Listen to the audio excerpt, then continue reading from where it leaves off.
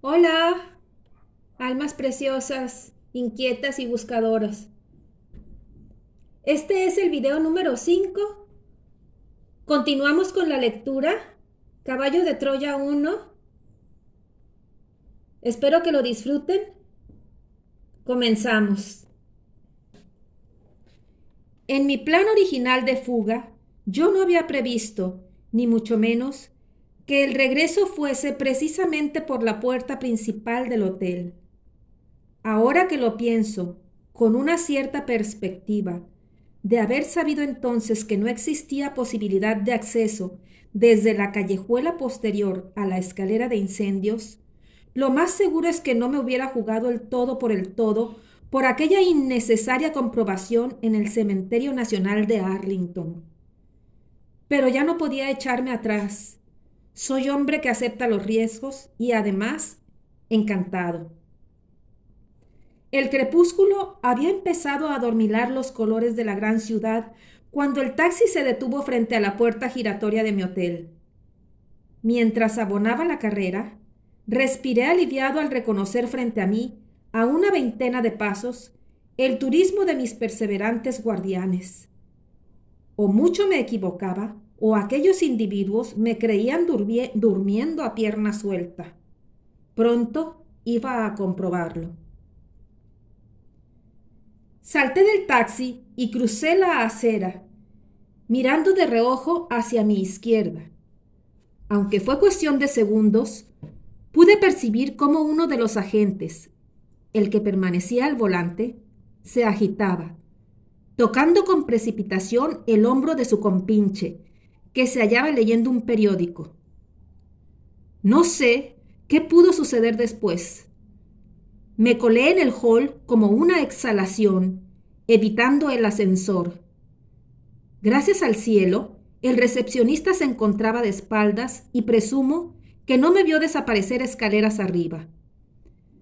Jadeando y maldiciendo el tabaco, irrumpí en mi habitación, en el momento preciso en que sonaba el teléfono. Traté de recobrar el pulso y lo dejé sonar un par de veces. Al descolgarlo, reconocí la voz del recepcionista. Disculpe, señor, anunció el empleado en un tono muy poco convincente. Me dijo usted que le llamara a las 5:30 o a las 6:30.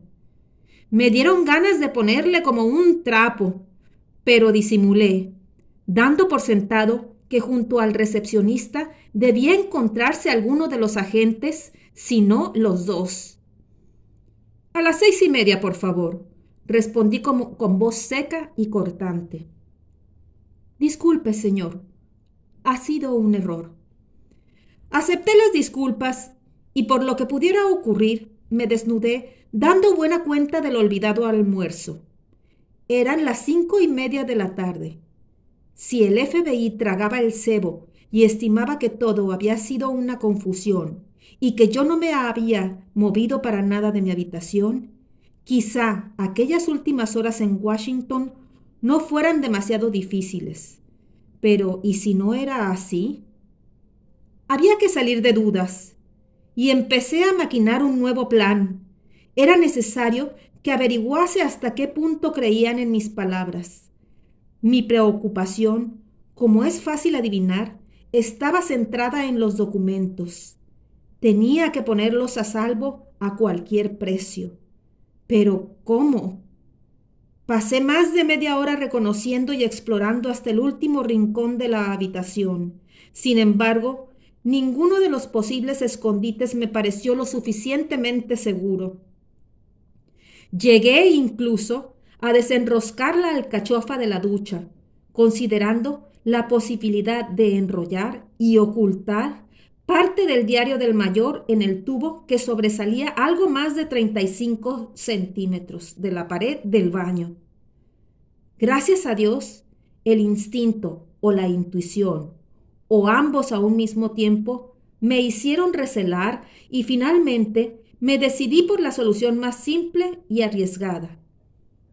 Perforé cuidadosamente el segundo cilindro y extraje otro paquete de folios, igualmente protegido, en una funda de plástico transparente y minuciosamente grapada.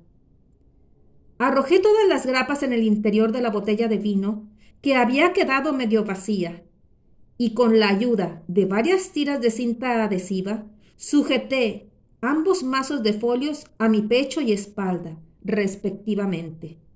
Después me vestí cuidadosamente, procediendo a rellenar los cartuchos de cartón con rollos de fotografía aún sin estrenar. Los deposité en el fondo de la bolsa de las cámaras y retiré las películas de ambas máquinas, sustituyéndolas por otras aún vírgenes. Mi propósito era salir del hotel, a cuerpo descubierto, y dejar el campo libre a los tipos del FBI. Corría el gravísimo peligro de que, en lugar de registrar mi habitación, optaran por seguirme y cachearme. En este segundo supuesto, los documentos habrían volado en cuestión de minutos.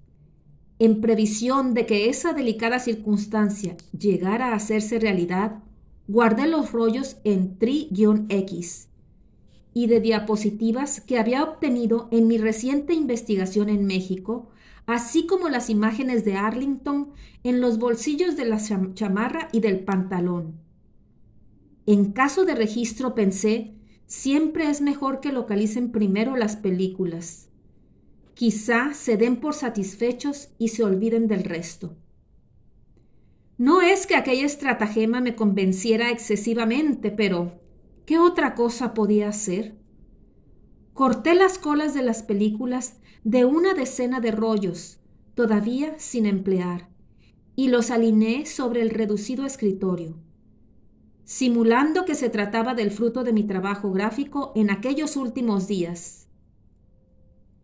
A las 6:15 tomé una hoja de papel con el membrete del hotel y escribí con trazos descuidados. Viernes, 6-X1-81. Llamar a D. Garzón a las 13 horas. Teléfono 65-25-783. Rasgué la hoja en trozos pequeños y los dejé caer en la papelera metálica, separando previamente uno de los cuadraditos de papel en el que podía leerse el siguiente fragmento. Éfono 6525. Deposité esta parte del escrito en el suelo de la habitación, muy cerca de la papelera, como si en la maniobra, al lanzar los papeles, uno de ellos hubiera caído fuera del recinto. Después, vacié uno de los ceniceros en la citada papelera y proseguí a desordenar la cama, arrugando minuciosamente las sábanas. A las 6:30, tal y como esperaba, sonó el teléfono.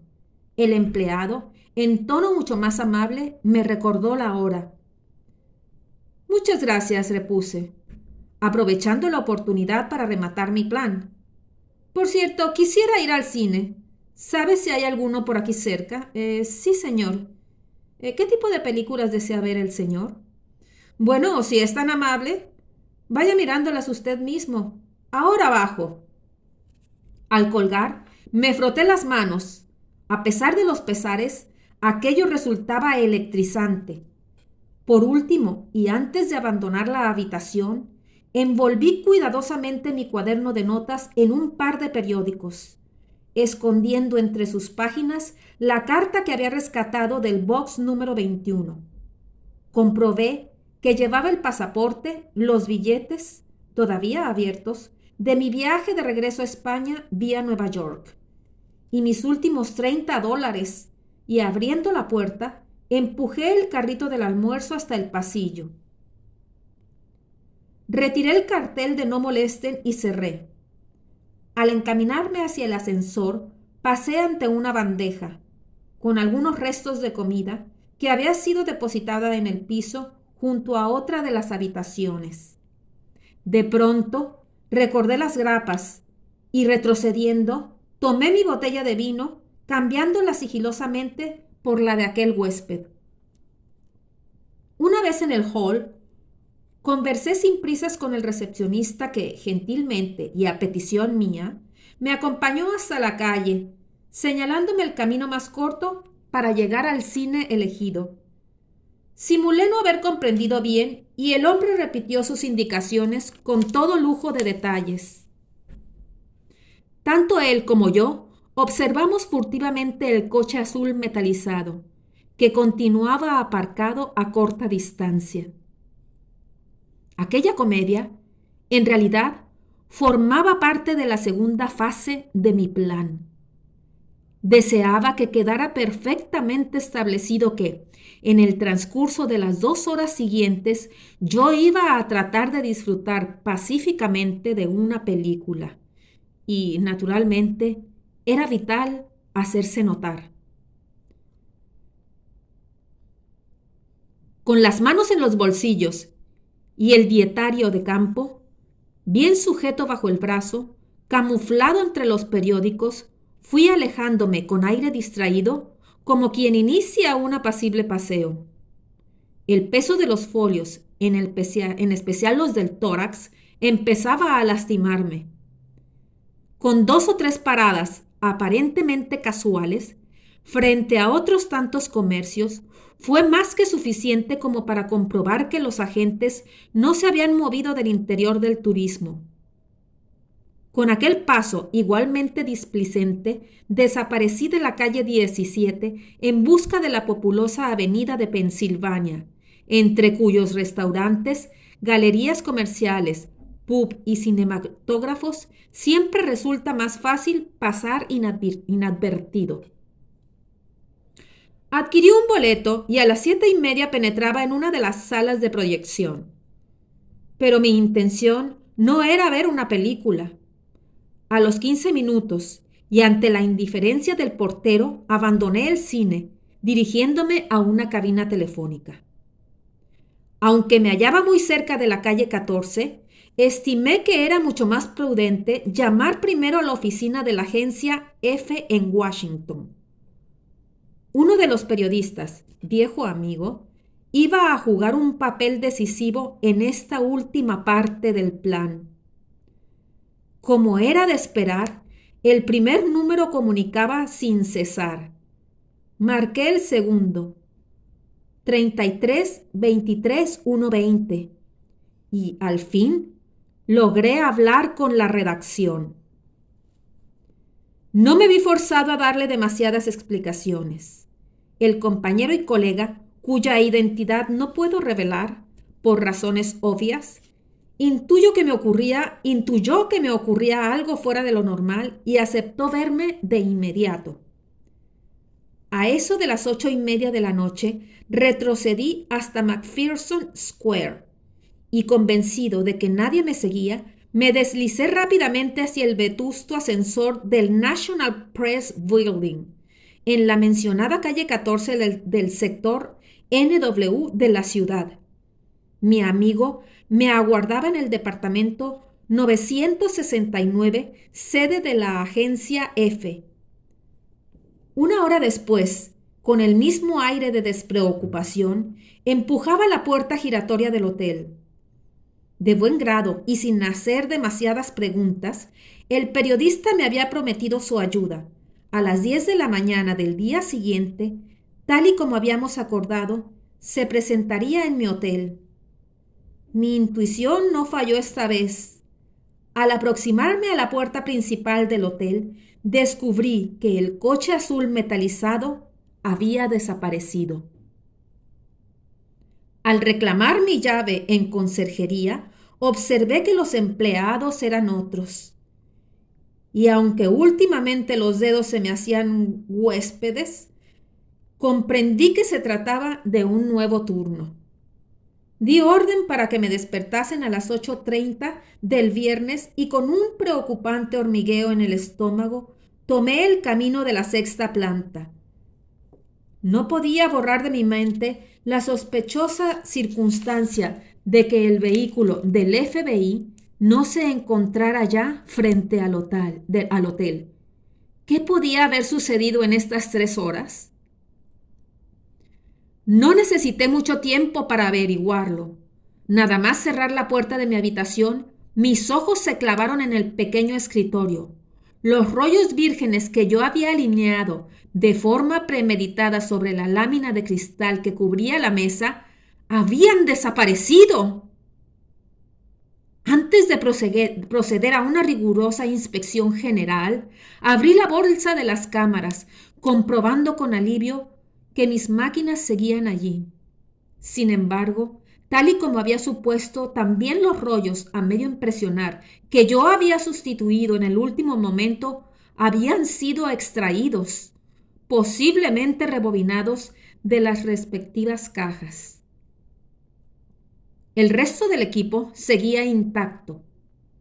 Los cilindros de cartón, repletos de película, no parecían haber llamado la atención de los intrusos. Seguían en el fondo de la bolsa, cubiertos por las mini toallas verdes que yo suelo tomar prestadas en los hoteles donde acierto a cobijarme y que, siguiendo la costumbre de mi maestro y compadre, Fernando Mujica, suelo utilizar para evitar los choques y roces entre cámaras y objetivos. Tampoco las 4 o 5 níspolas que yo había recogido en Arlington habían sido sustraídas por los agentes, porque a estas alturas, y tal y como pude confirmar minutos más tarde, saltaba a la vista que mi habitación había sido registrada por el FBI. Por una vez en mi vida había acertado de pleno.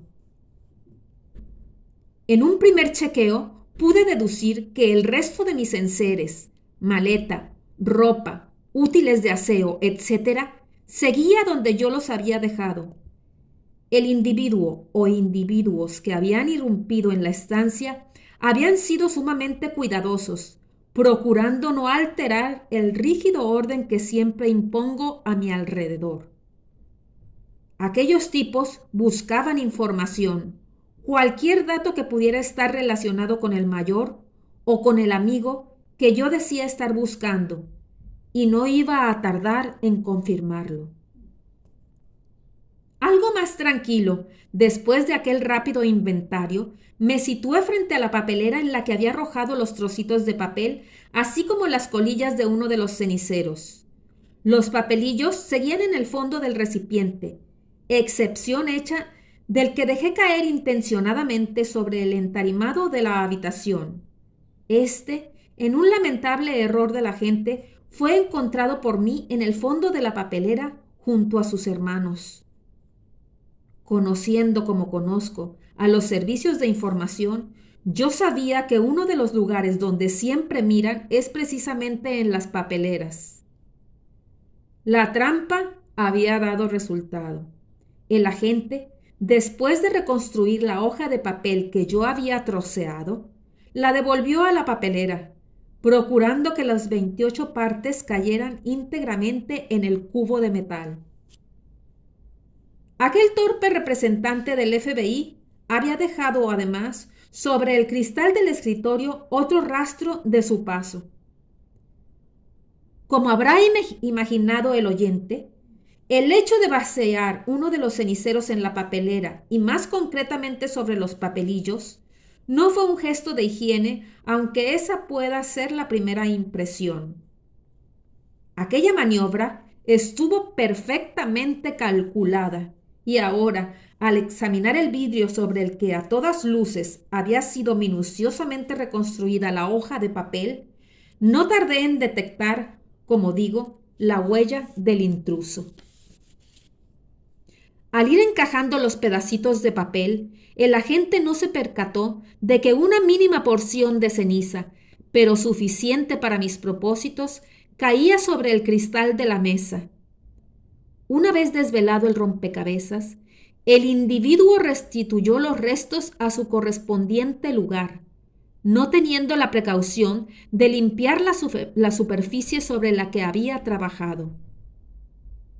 Con la ayuda de una minúscula lupa, Agfa Lupe 8X, que siempre me acompaña y que resulta de gran utilidad para el examen de diapositivas, localicé al instante numerosas partículas blanco-grisáceas que no eran otra cosa que parte de la ceniza con la que había cubierto los papelillos. Si los agentes, como era fácil suponer, habían tomado buena nota de lo que estaba escrito en dicha hoja, había una alta posibilidad de que cayeran en una nueva trampa. Antes de acostarme, y en previsión de que mi teléfono estuviera intervenido, marqué el número de la Cancillería española, haciéndole saber a la persona que me atendió que era mi amigo del señor Garzón, consejero de información, y que por favor le dejara escrito que le telefonearía hacia las 13 horas del día siguiente. De esta forma, y en el más que probable supuesto de que mi conversación hubiera sido grabada, el FBI recibía así la confirmación a lo que sin duda habían leído en mi habitación. Dejé prácticamente hecha la maleta y me dispuse a descansar. Pero al ir a cepillarme los dientes, recibí otra sorpresa. Aquellos malditos agentes habían perforado de parte a parte y por 3 puntos el tubo de la pasta dentrífica. Al revisar la crema de afeitar, tal y como me temía, encontré el tubo igualmente agujereado. ¿De qué habrán sido y de qué serán capaces estos gorilas? Empecé a preguntarme con inquietud. Aquella noche, y por lo que pudiera acontecer, eché la cadena de seguridad y apuntalé la puerta con la única silla existente en la habitación. Como última precaución, decidí no despegar los documentos de mi pecho y espalda. En contra de lo que yo mismo podía suponer, aquella incómoda carga no fue óbice para que el sueño terminara por rendirme. Tenía gracia. Era la primera vez que dormía con un alto secreto entre pecho y espalda.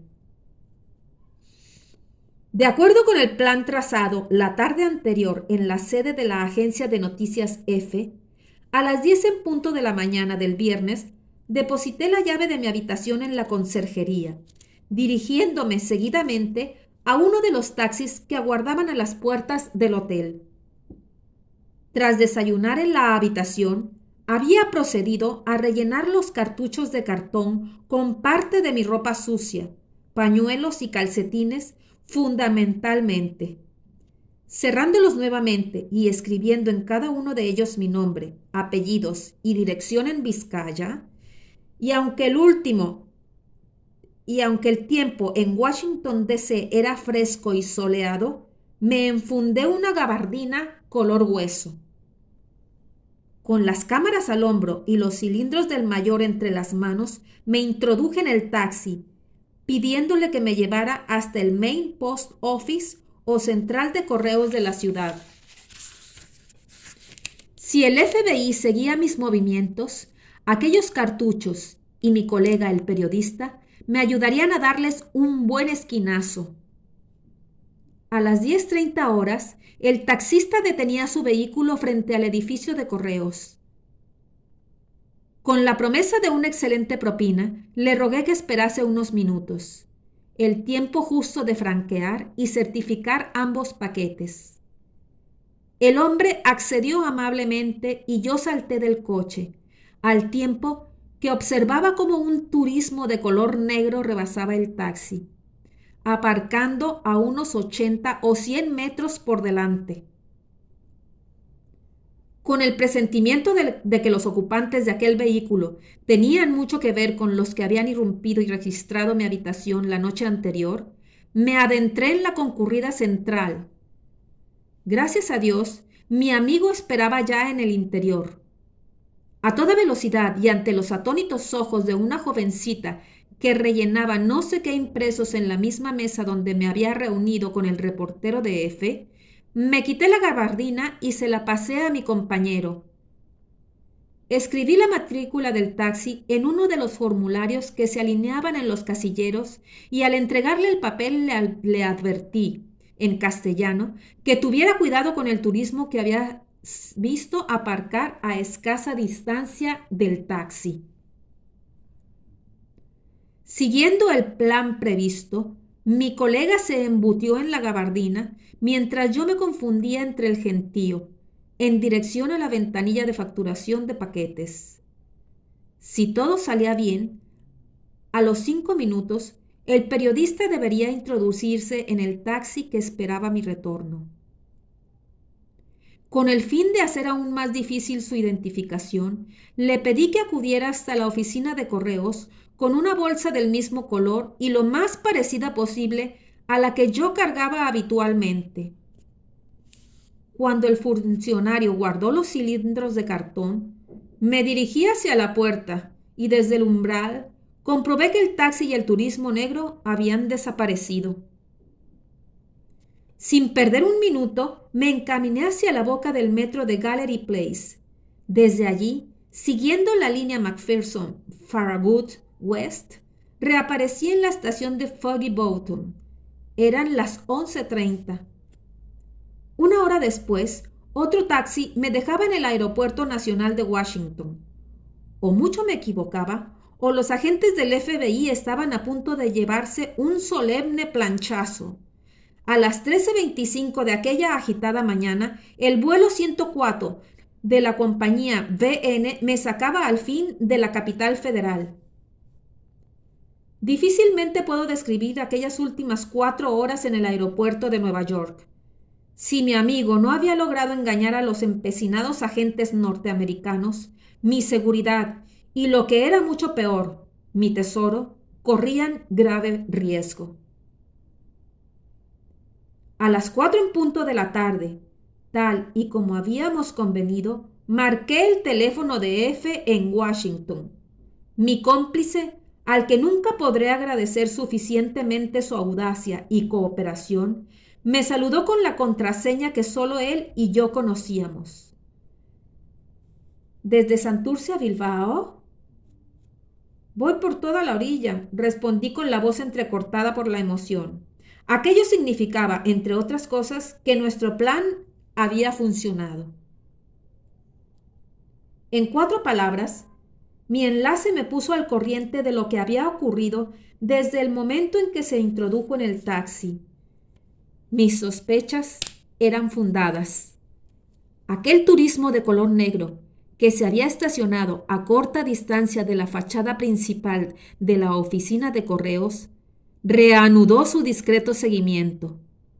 Los agentes, 3 en total, no podían imaginar que mi amigo había ocupado mi puesto y que todo aquel laberinto no tenía otro objetivo que permitir mi fulminante salida del país.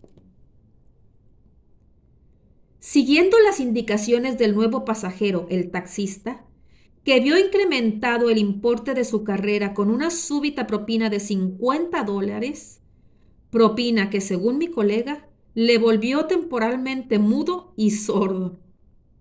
Y ante la presumible desesperación de los hombres del FBI, condujo su vehículo hasta el interior de la Cancillería española en el número 2700 de la calle 15. Allí permanecieron ambos hasta las 13:30. A esa hora, uno de los vuelos regulares despegaba de Washington, situándome, como ya he referido, en la ciudad de Nueva York. El desconcierto de los gorilas, que habían esperado pacientemente la salida del taxi, debió de ser memorable al aparecer el citado vehículo, pero con otros 2 ocupantes en el asiento posterior. Mi amigo, que había abandonado la gabardina y la bolsa en el interior de la Cancillería, se encasquetó una gorra roja y se hizo acompañar por uno de los funcionarios y amigo. El FBI mordió nuevamente el cebo y, creyendo que yo seguía en el interior de la embajada, siguió a la espera. Es posible, comentó divertido el reportero de F, que aún sigan allí. A las 19:15 con los documentos sólidamente adheridos a mi pecho y espalda, y por qué negarlo, al borde casi de la taquicardia, el vuelo 904 de la TWA me levantaba a 10.000 metros rumbo a España. Al día siguiente, sábado, una vez confirmado mi aterrizaje en Madrid-Barajas, el colega se personó en el hotel, recogiendo mi maleta y saldando la cuenta.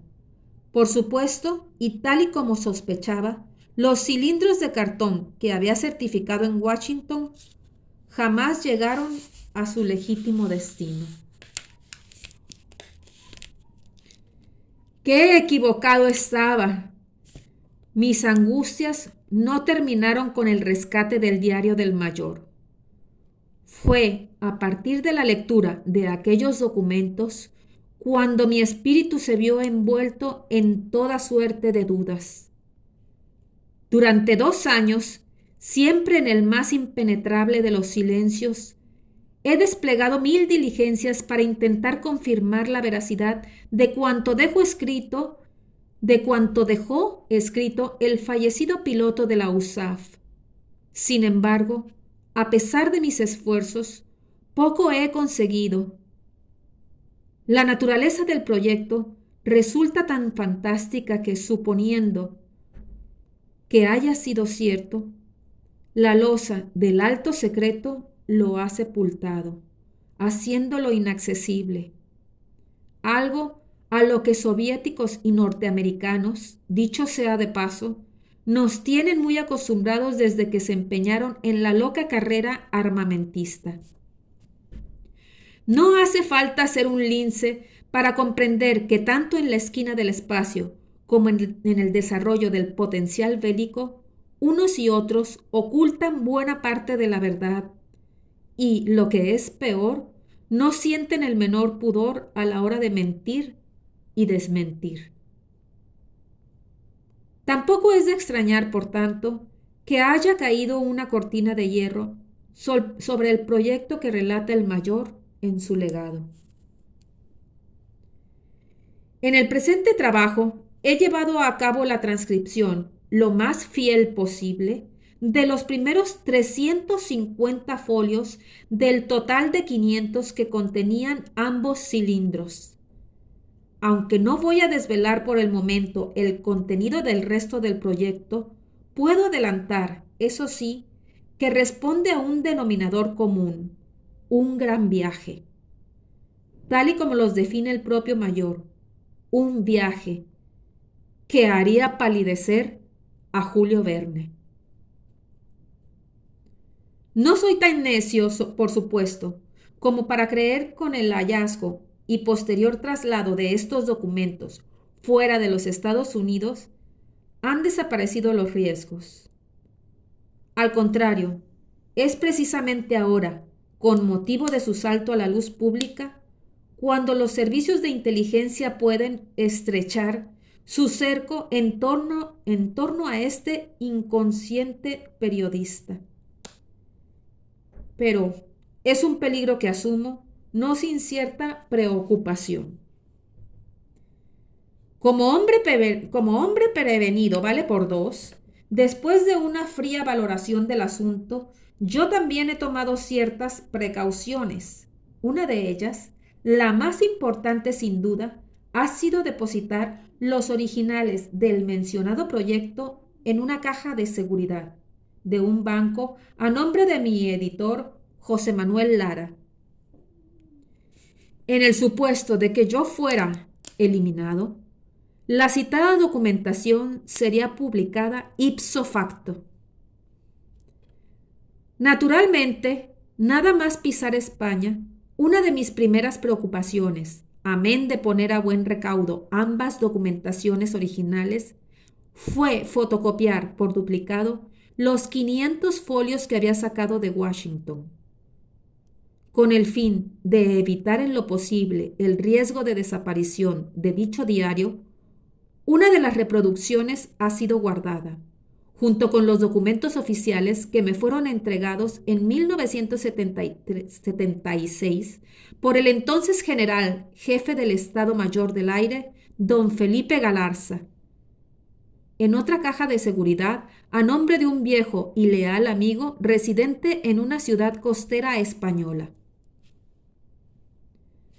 A lo largo de estos 2 años, como digo, y tras conocer el testamento del mayor, he llevado a cabo numerosas consultas, especialmente con científicos y médicos, intentando esclarecer, cuando menos, la parte de ficción que destilan ambos viajes. Vaya por delante y en honor a la verdad, que los primeros se han mostrado escépticos en punto a la posibilidad de materialización de semejante proyecto. A pesar de ello, y antes de pasar al diario propiamente dicho, quiero dejar sentado que mi obligación como periodista empieza y concluye precisamente con la obtención y difusión de la noticia. Será el oyente, y quién sabe si los hombres del futuro, como ocurrió con Julio Verne, quien deberá sacar sus propias conclusiones y otorgar o retirar su confianza a cuanto encuentre en las próximas páginas. En todo caso, y con esto concluyo, si el gran viaje del mayor fue solo un sueño de aquel hombre extraño y atormentado, que Dios bendiga a los soñadores.